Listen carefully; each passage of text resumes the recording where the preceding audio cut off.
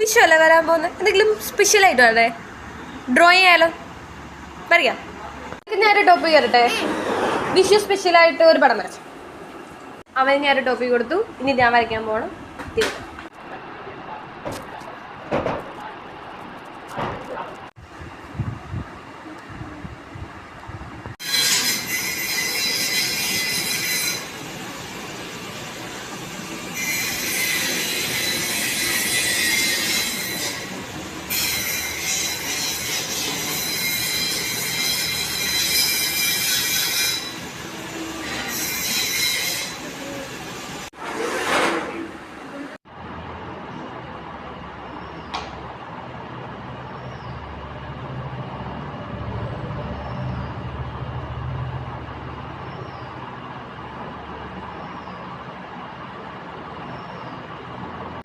ഞങ്ങളങ്ങനെ പടം വരച്ച് കഴിഞ്ഞിരിക്കുന്നു. അപ്പോൾ കണ്ടാലോ?